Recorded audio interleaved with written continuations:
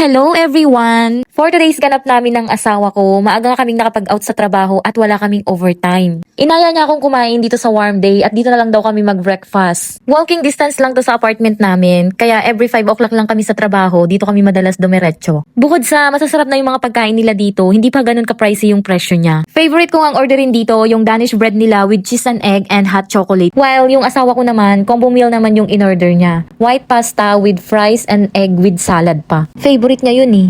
Ganyan kadami yung serving ng food nila dito. Parang pang 3 tao na, hindi mo pa mauubos sa sobrang dami. May nuggets pa. Busog ka talaga dito kahit hindi ka na magtanghalian. Dito na nga kami kumakain dahil pag uwi namin ng bahay, itutulog na lang din namin dahil may pasok na rin kami agad kinagabihan. At wala na rin din naman kaming time na magluto pa. Ang sisipag namin, di ba? Pero kahit na, healthy pa rin naman yung kinakain namin kahit sa labas kami kumakain. After namin kumain, nagligpit na rin kami ng pinagkainan namin. Ganun kasi dito sa Taiwan, clean as you go kapag kumakain ka sa mga fast food na ganito. Paglabas namin ng resto, sobrang liwanag na. Pero 5:30 pa lang to ng umaga. Hindi ko na nga ma-appreciate yung pag-uwi namin ng 5 AM ng umaga at sobrang liwanag na. Pauwi na nga kami ng apartment namin and that's it for today's mini vlog. Literal na mini vlog lang to. Bye!